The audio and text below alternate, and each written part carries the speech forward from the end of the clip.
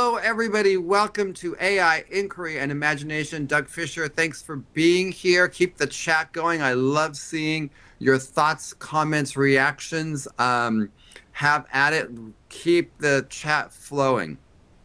My website is fisherandfry.com. If you visit that website, there's lots of resources. I will put this PowerPoint up at the end of our session today, so you can have this one if you want. My colleagues and I compare AI to a whale. So I would love to know in the chat how you are thinking about that. Why might we compare AI to a whale? What would be the analogy? What would be the connection? Why the metaphor? So let me know what you're thinking about. Let me know what you're wondering about as you think through this. Where might that be? Where might we be thinking about, or why might be thinking about a whale and AI?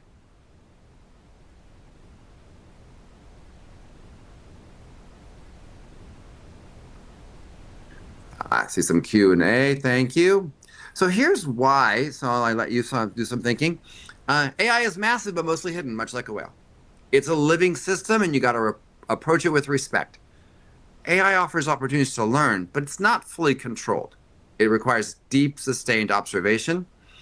It lives in an interconnected ecosystem and can inspire awe and wonder. So that's the analogy we've been using with AI. A couple of points about it before we talk about teaching AI. Gen Z, its view and use of AI. Some really interesting evidence coming out. 79% of Gen Z young people use generative AI. 47% do so weekly. I would bet that's increasing steadily. More anxious than hopeful and excited. Over half believe AI boosts efficiency, but is split on the impact on creativity and accuracy. And they want instruction in schools and support of classroom in the use. Now, generative AI exploded, as some of you know. I mean, it literally took off so rapidly. Here's a chart of how long it took to reach 1 million users by different platforms. It took 4 years for the World Wide Web to hit 1 million users. Netflix, 3.5. Drop down. Dropbox, the digital storage, took 7 months. But ChatGPT took 5 days to hit their first 1 million users.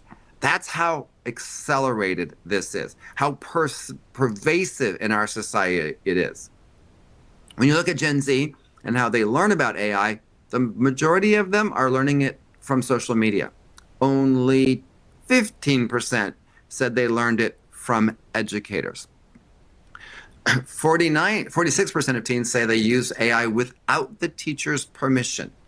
This is challenging us. What are we thinking about in terms of intentional, purposeful, ethical use of AI with our students? Now, the reason I personally got so involved in this, the reason I was so motivated by this, is my reflection, my hindsight, if you will, was we educators did not do a great job when it came to social media. We didn't teach about it. We didn't talk about ethics of social media. We didn't talk about the benefits and harm of social media.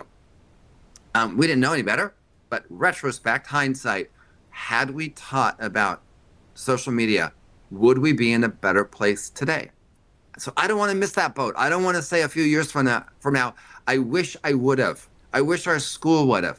I want to think about the ethical and responsible use of this new resource. I want to recognize that the workforce is expecting this, that AI is going to create opportunities. And this is 24 data. 66% of leaders say they would not hire someone without strong AI skills. This is a reality that our young people are going to face as they join the workforce. And that's older data. I wonder what that would be today, about thinking about the demands of AI in ethical and responsible ways. I put in the core skills for 2030, so you would have this one as well. There's a lot of skills that we're talking about. What are the future skills that our students are going to need? So here are the ones that are core now and expected to increase, that quadrant: technological literacy, systems thinking, self-awareness, motivation, resilience, creative thinking, analytic thinking, technological literacy, big data, etc. These are all skills that are expected to increase in their value and importance. And as educators, we often say things like, we teach students for their future, not our past. And are we really living up to that? Are we developing the skills that they really need in the future? I do recognize that some people are doomers when it comes to AI. The robots are going to take over and rule the world. And then there are the people who like AI is the solution to everything. I think personally, I'm more in the middle of that. There are risks, and I think we have a responsibility to teach about the risks with AI. I also think there's some potential. There's some ways that invite students. Students are way more likely, by the way, to ask their chatbots questions than their teachers. We just know this data. They are more likely to ask questions of a chatbot because they don't get judged or feel embarrassed by that. So there are some potential strong uses of AI. And as we do our work, we think about teaching students about AI, the under the hood, if you will. We also think about teaching for AI. What are the skills that students will need to thrive in an AI-influenced world? And then we talk about teaching with AI, guiding students to use AI as a tool or a partner in learning and thinking, in creating. All three of these are important aspects. What is it that students need to know about AI? What are the skills that are going to be required for efficient, effective, responsible use of AI? And then what will we do in our classrooms to teach with AI? Those are the three areas that we think about. And that first area, teaching about AI, I'm not going to spend much time on. This is the under the hood, if you will, aspect of AI. Now, you don't need to know everything about how AI works, just like I don't know about how everything in a car works. But there are certain things that I know about the car. I may not fully understand a fuel injector, but I do know about signaling. I know how to roll down windows. There are certain things I know how they work.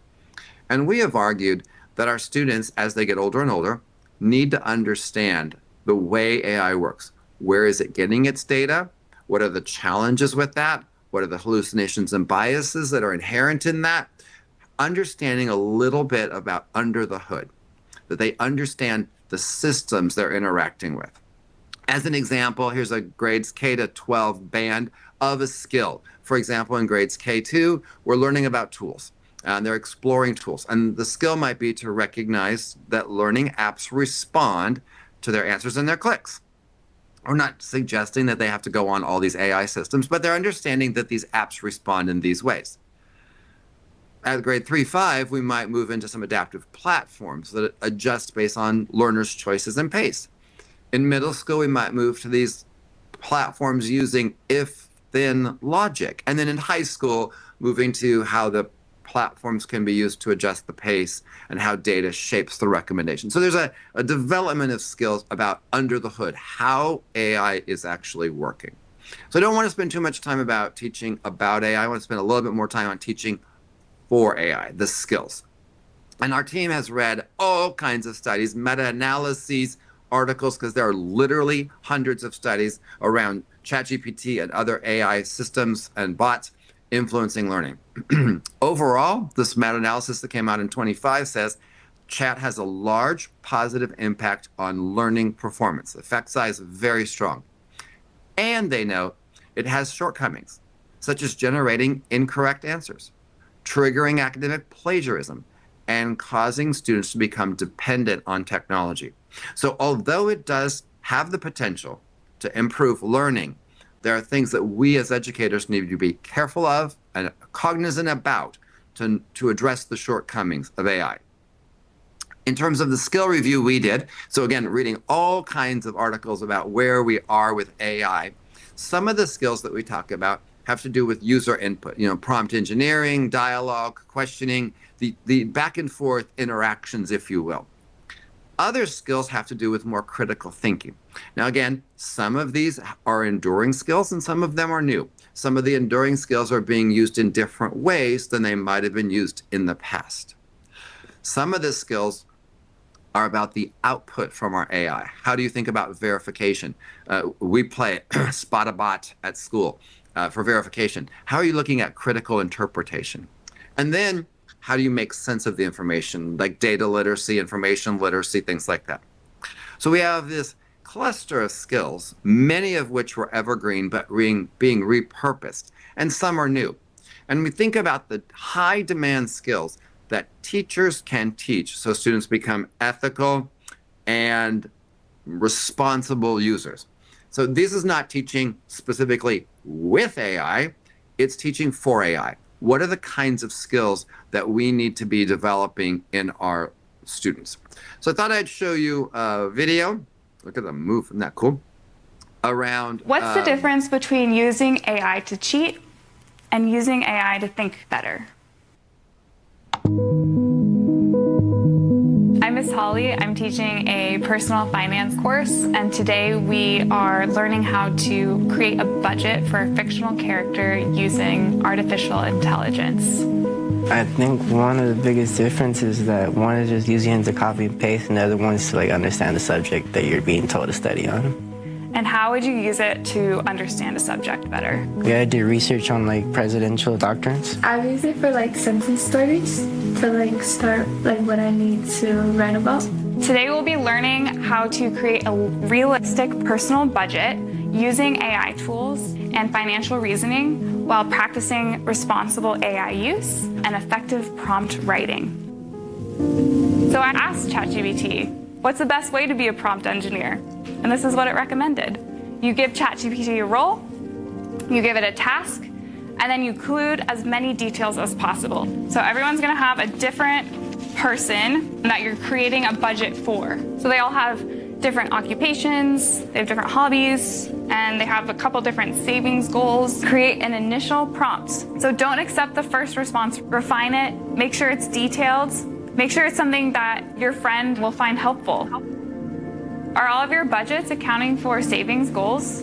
Right? The point of the budget is to have savings for the future. I personally made a little twist on it to make it a little bit more interesting. I want a high-risk portfolio and to account the changes with my savings and my goals. Say your friend loves animals and found this really cute dog online and they just caved. They went for it. They got the dog. It's now their responsibility. Can't afford a dog. How about they did it? They went for it. Yeah, they need to find a new home for the dog. What are some expenses that your friend will incur with a dog? Pet insurance? Yep, pet insurance. Breezy? Haircuts? Yeah, haircuts. Grooming. This project is important because students will think of different aspects that go into a budget, but then also use ChatGPT to make further suggestions. AI is going to be an inevitable part of our students' future and our future as teachers, and that is why I think it's important for students to understand how to use it as a tool. What did ChatGPT generate for your fictional character to create some extra income? My person is a paid software development intern, so it gave advice like tutoring programs and build and sell simple tools or app or technical content creation. Gia, what decisions did you make that ChatGPT couldn't? I thought of cutting back on how much the profile was eating out instead of cooking at home. Budgeting is a lot about consumer behavior, psychology. Is someone going to want to give up going to their favorite coffee shop or give up traveling in order to stick to a budget? And everyone's different in that way. Can ChatGPT tell?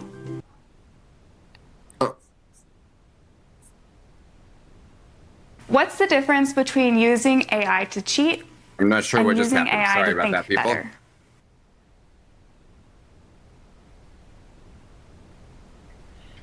I hope you were able to see that video. If not, you'll be able to see it on our website. So we'll move on with the skills, and we'll see if I can get this again. Another skill that we think about is around data literacy. We want students using it. Now, in that personal finance class, students had to use AI to be successful. It wasn't optional. It was required. We use, adapted from North Carolina, a 4-leveling system. Level 1 is you are not allowed to use AI at all, down to level 4 where you have to use it. And so we're building that habit with our learners. Data literacy is a skill that's been around for a long time. It's not a new skill, but we're using it in different ways with AI. Data literacy is the ability to read, write, analyze, and communicate with data. That involves data exploration, data visualization, data management, and data use. All these ways of thinking about this huge amount of information, this data that we have. But I want to go back way back to Dubot, and widely credited with pioneering the use of data and data visualizing as social advocacy and racial justice. So this goes way back to the 1900 Paris Expo, and his team creating charts and graphs and maps that visually represented data. And that crediting of like, we have thinking about data visualizing for a really long time, that there's this tools that we have around data visualizing.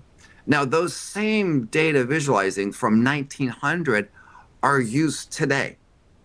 But how do students learn to think about data, to analyze data, to visualize data, to represent data? Data literacy is an important skill as we move them through there. Prompt engineering is another skill. How do we get students to understand how to request or demand things from their AI systems?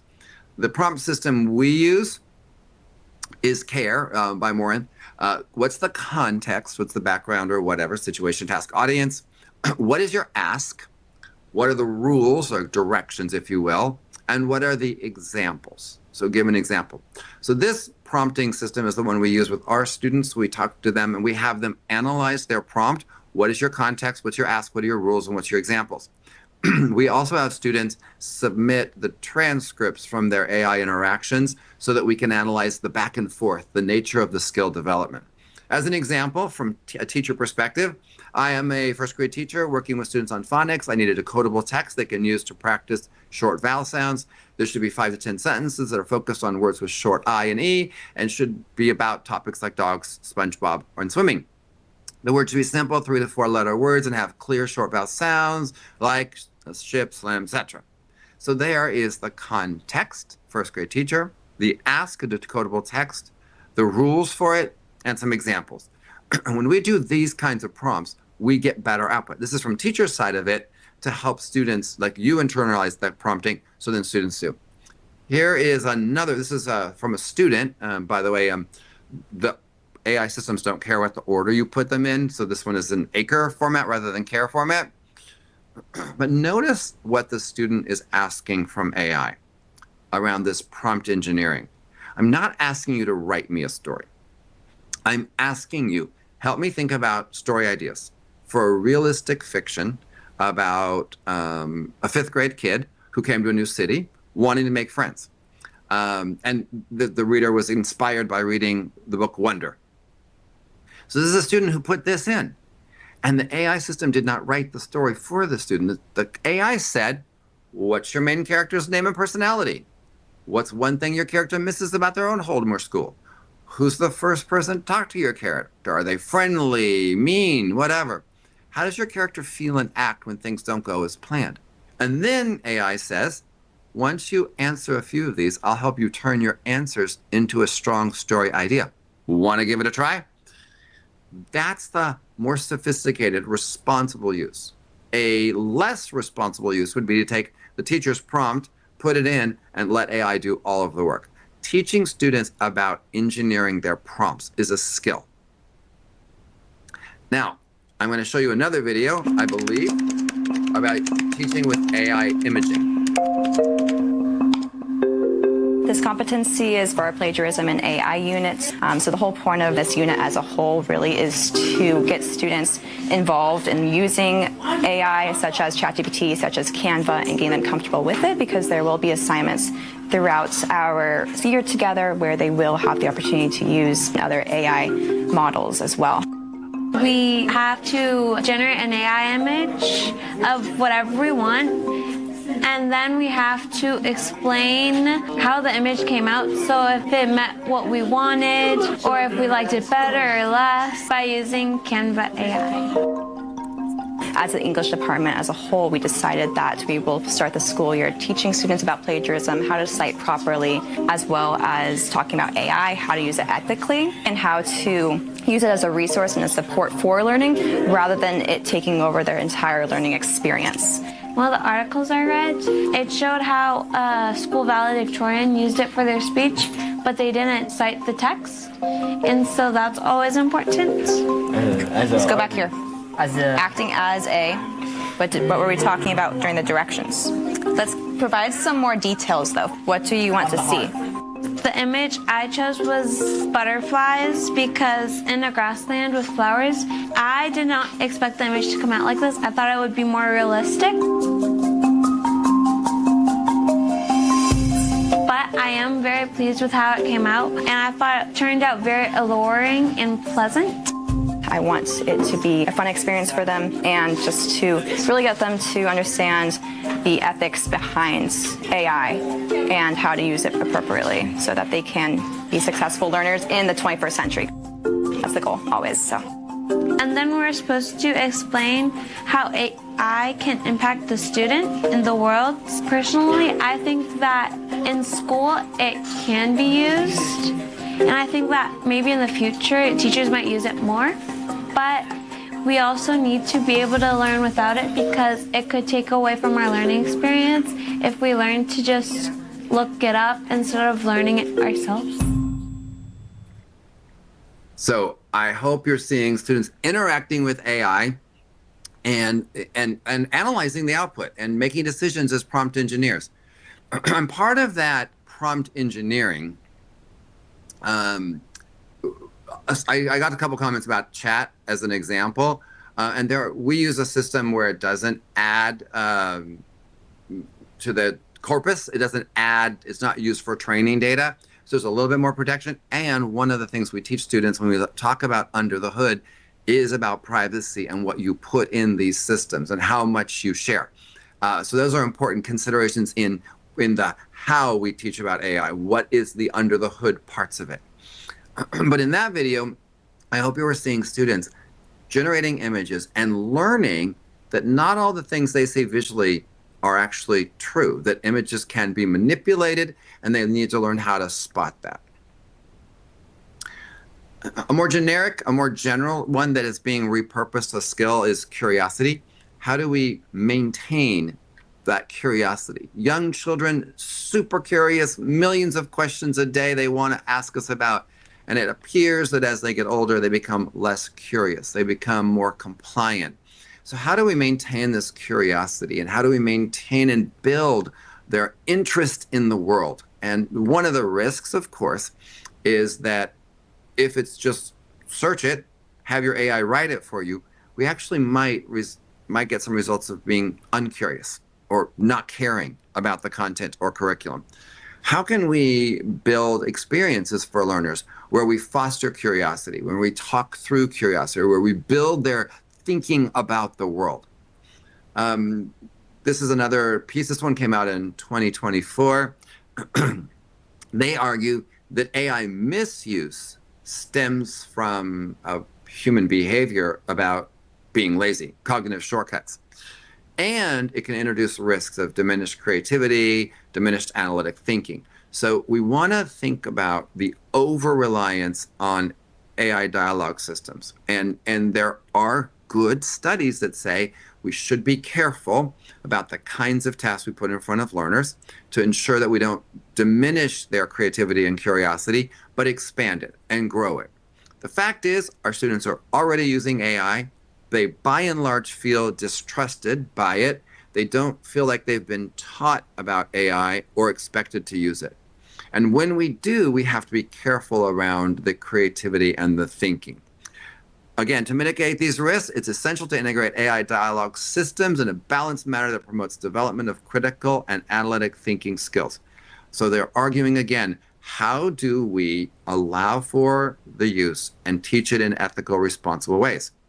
Curiosity is both trait-based and state-based. There's mindsets that have to do with curiosity about being inquisitive, having humility, etc. And then there are some things around introducing it by uncertainty. What skill did you learn today on with the AI tutor?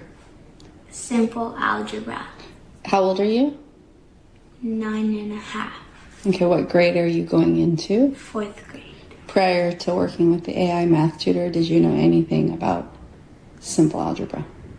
No, I just wanted to learn it. So how did you, because you got to just play on the AI math tutor while mommy was at the gym. So how did you find out about simple algebra? So I just typed in what is the most hardest question in the world. And it said there are many hard concepts, and it gave some examples, and then I thought of another one, algebra. That's like with the letters and the numbers. And so I typed in algebra, and then it said what type of algebra. I put simple questions of algebra, and then it gave me simple questions, and it walked through the steps with me. Did you use the Singapore math that I gave you, or you just used the AI tutor itself? I just used the AI tutor itself. And then why didn't you use the Singapore math? Because it wasn't on there. But this part right here, like, why didn't you decide to use that? Because the Singapore math, there's no algebra on here. So you wanted to challenge yourself more than that? Did you feel like the Singapore math was a little bit too simple? And that's 5th grade. This is 5th grade. Okay, did you try the 4th grade? And was that too simple? And then was the 5th grade too simple? This is 5th grade, and most of it I could actually answer. Okay, awesome. Thank you. So this is a friend of mine, a coworker, who was talking with her daughter. I said, please capture that. I love the curiosity. What's the hardest problem in the world? And then AI, of course, went back and forth, back and forth. And this kid started learning algebra several years ahead of her current grade level. And the curriculum, the content that she had, wasn't hard enough for her. That's the potential. How do we make that more commonplace? How do we make that an experience that you can be curious? There's some uncertainty, and you can be curious about things in the world and interact with AI and other people and other things to keep learning, to have ideas out there that you really want to grow in. These skills are skills that we can teach, that we can develop, that we can monitor. Right now, we're thinking a lot about how we assess these skills. What would it look like to demonstrate strong levels of ethical reasoning? What would it look like to have cognitive flexibility? Now, we have examples of assessing these skills from the past unrelated to AI. So we're interested in how do we think about these skills? How do we assess these skills and monitor the development of these skills as students are learning with and through AI? So that's our next journey, kind of thinking about, okay, if these skills are the defensible skills from research, how do we assess them?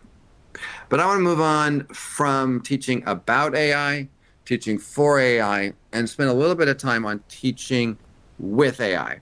What are all of the ideas? What are the range of ideas out there about teaching with AI? Now, we ended up calling them quests. We ended up talking about the different ways that you could engage students.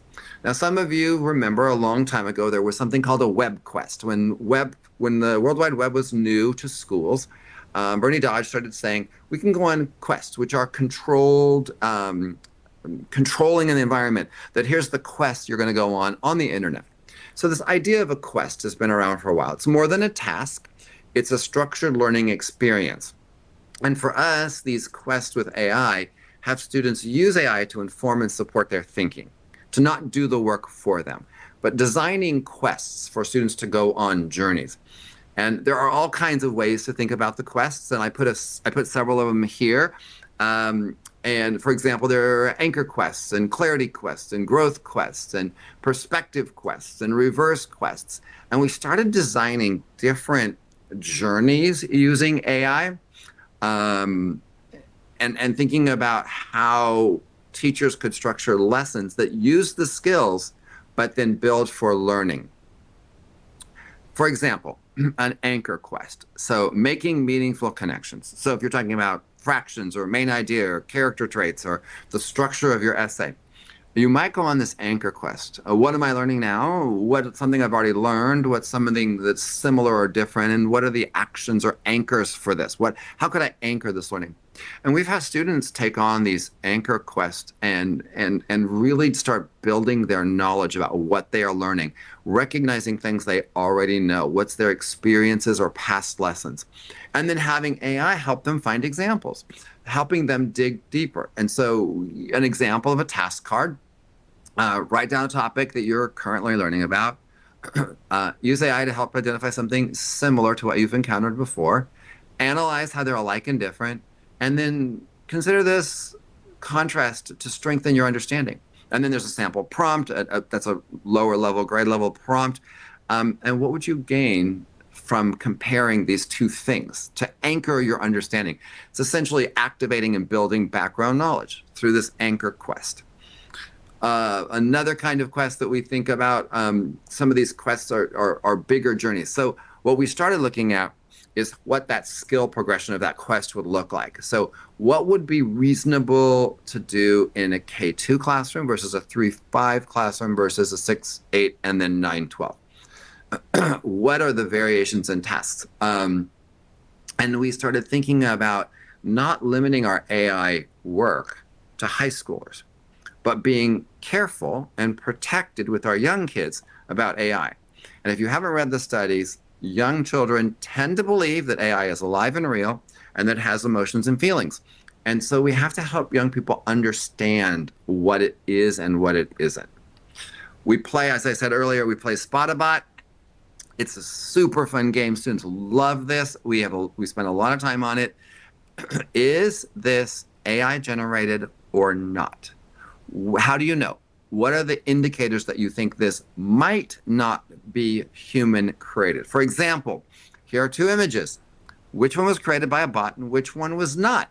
And students are learning to analyze the images deeply and like thinking through what couldn't be there. What are the flaws that we're seeing? What's unrealistic? And then defending their position. Which one is a bot and which one is not? We also talk about AI output, analyzing AI output. What did this response include that I can then try? So again, analyzing the resources that we generate. So I put this in, and you can see it goes back and forth between the user and the chat, and the user and the chat, and the bot. And then we're having students annotate, like, what did you do? What was this for? What did AI give you? So you can see the notes, the annotations. For example, states a clear claim. Well, if that's what AI did, what could I then do? How I will create a claim? What are the kinds of things that I could do to build that experience for myself using this quest? To return to my analogy that I made earlier, AI is massive. We have barely scratched the surface in this amount of time. There is so much that we can do with AI. It is a living system. It needs to be treated with respect. Ethical and responsible use of AI. One of the things I didn't say, but I will add now, in part of our ethical part of it, we talk about how much energy and resources AI systems are using. And do you need to use AI right now because it's going to consume water and electricity and resources? And so we're having conversations with our students about, is this the best use of your AI because of the way it drains resources? AI offers opportunities to learn, but it's not fully controlled. It requires deep and sustained observation. The world is learning so much about AI every day. Articles, studies come out, advice comes out. This is an area you have to stay up to date on. It changes frequently and regularly. AI is interconnected and it inspires awe. Our first beginning of work, we started this journey. How do we teach students to be ethical and responsible with their AI? How do we ensure that we don't just say you're cheating, you are cheating, but what are we doing to say this is the appropriate use? This is when I want you to use it. And we adopted Ethan Mollick's view, 4 principles, is always invite AI to the table. It is always a partner. It is omnipresent. That AI is involved with all of our teaching and learning. We let students know what the level of use is. Be the human in the loop. Learn to analyze. Learn to verify. Learn to question and dialogue, but be that human in the AI loop. That you treat AI like a person, but tell it what kind of person it is. That one is controversial for a lot of educators because AI is not a sentient being. But when we tell AI, act like A, it performs a little better. And then principle 4, super important. We've seen this over the last couple of years. assume today's AI is the worst AI you will ever use. It will get better and better and better. The question is, are we prepared?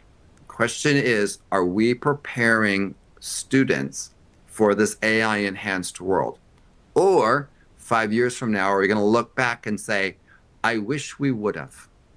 We missed the boat, and now the genie's out of the bottle, and here are the challenges that we're experiencing.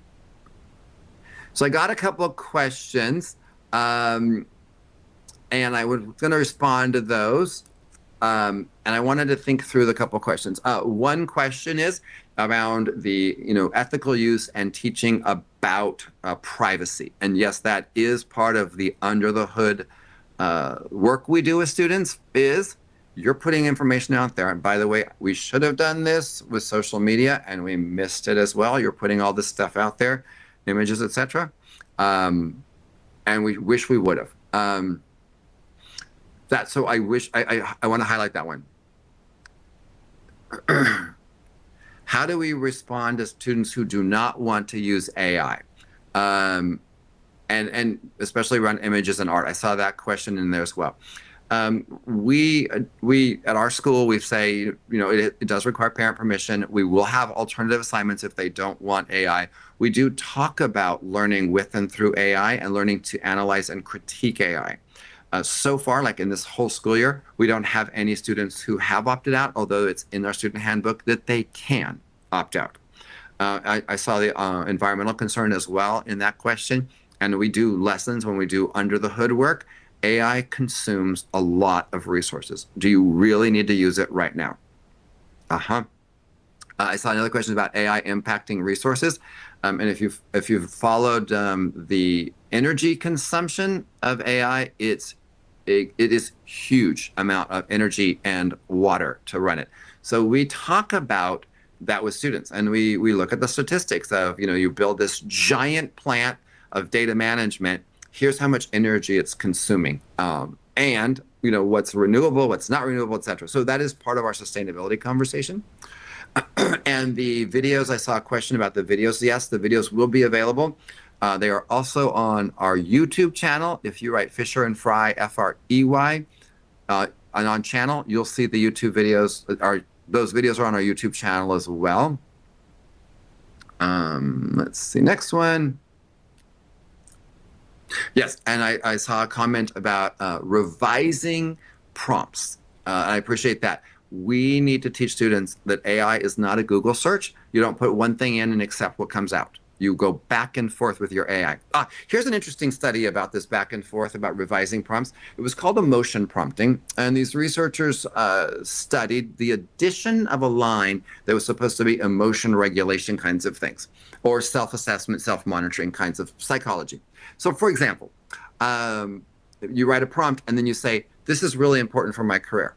And they showed statistically better output when you had an emotion prompt connected to your original prompt. So I started doing things like when I interact with Gemini or chat or whatever, I say, rate your response on a scale of 1 to 10, with 10 being the best. Generally, I get 8s. Every once in a while, I get a 7. And then I say, rewrite your response to earn a 10. It's always better. It is always a better response. And my brain says, why didn't it give me the better response first? And the logic is that it is using less energy. It's working less hard if you will accept a less robust answer. And if you force it to, it will devote more resources to it, which I know makes some people weird because it's not thinking, but it's kind of weird to think about that it works harder in certain situations. So I brought this to students and I said, have your AI rate itself on your responses. And the first time we did this, they were all 4s and 5s. Nobody got better than 4s and 5s. And it's because they're not great at prompt engineering. And so then we taught them go back and forth, dialogue, revise, and then ask your AI to rate itself on its response. And they were moving into 7s and 8s. And so there's this whole study on emotion prompting, increasing the quality of the output from our AI systems. That's for us as adults, and that's things we teach students. How the system works. It's scrubbing this giant corpus of information, mostly written by humans, and humans write with emotion. We're emotional beings. And so when it does that scrubbing, it also is recognizing the emotion inside of the text that it's captured. Fascinating. All right, so I think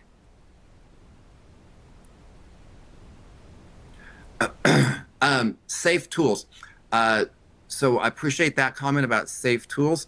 And yes, we don't want the ChatGPT is limited with its age, etc. I want to be very careful about endorsing certain platforms, but there are school-specific platforms that meet the data privacy requirements for school systems. And so I would encourage people to go through their due diligence and say, what platforms should we put younger kids in to get them practicing? Do you want to try School AI? Do you want to try Magic Student? There's lots of them out there that do that work. And then the study is the author L.I. Lee, and it is titled Emotion Prompting. And so you can find that study on motion prompting.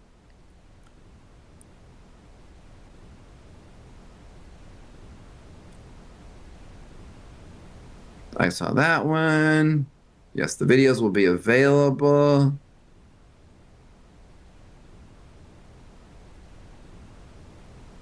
Brisk, I saw Brisk. There's also you do your due diligence on that.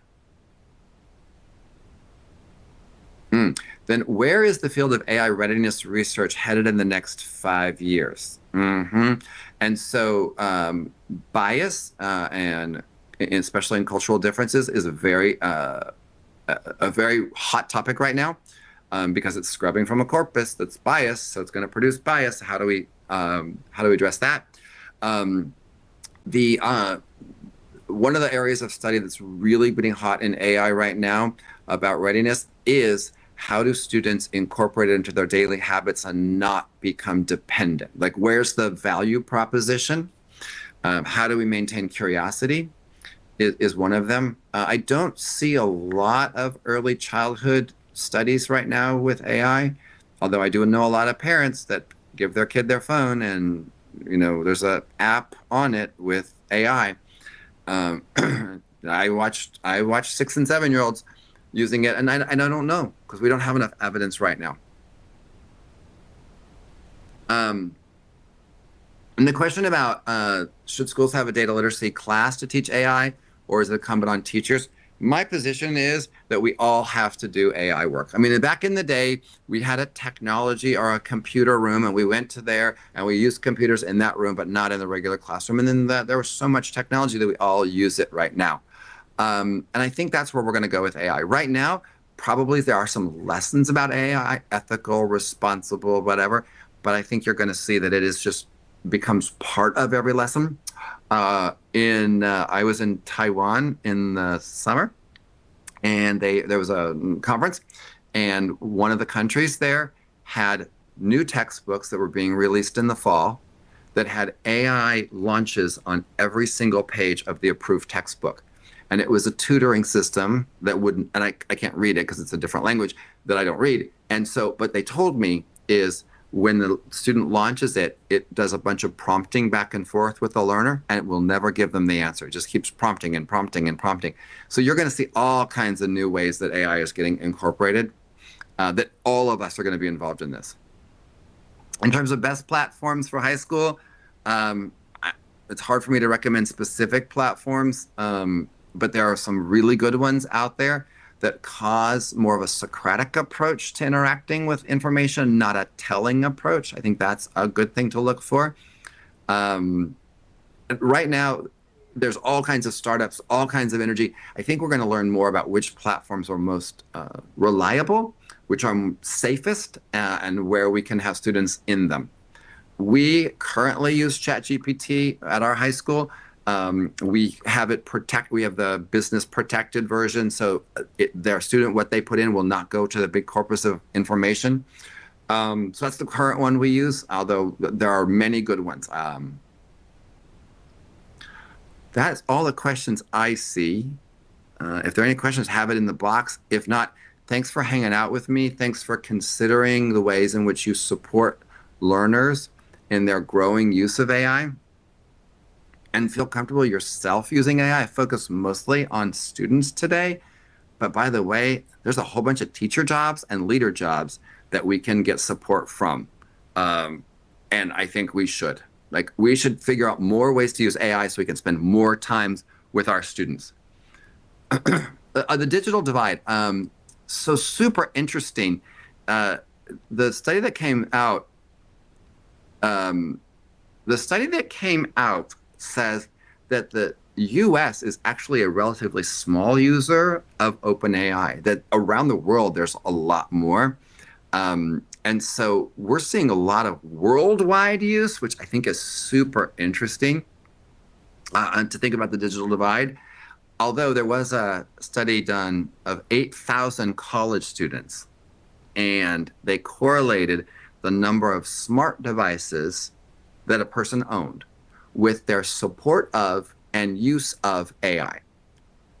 It's really interesting. The more smart devices you have, such as a smartwatch, a tablet, a computer, a phone, the more likely you were to use AI and the more likely you were to support AI. And so they used number of smart devices as a proxy for disposable income, and that raised a concern about equity of access. So thank you for that question as well. Second grade teacher, I think some teacher modeling with AI, using AI to ask and interact with is very appropriate. And then I would look at the skills like curiosity and things like that, that these skills can be developed getting ready for increased AI use. So I think in those primary grades, there's lots of skills that we can use and lots of ways we can engage learners in that process. I saw another question. Yeah, the 2030 job market. If you think, well, it's not too far away. What are we doing now to build those skills? Really high on there is data literacy, information literacy. How do we create lessons and how do we design learning that takes big things of data and analyzes them and helps students work with data, visualizing the data, etc. Which image was AI? Super great question. The one on the left was AI. The one with the two kids building, the one with the blocks was not AI. Awesome.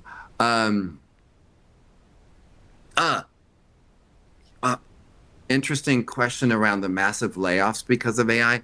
You know, there was this promise that we're going to have all these new jobs created. It hasn't yet happened. So how do we help people know they're at risk? And we have to figure out new roles in society and new responsibilities in society because there are layoffs. In some communities, there's AI that's replacing people and thinking about that. And I want to recognize that. I know it.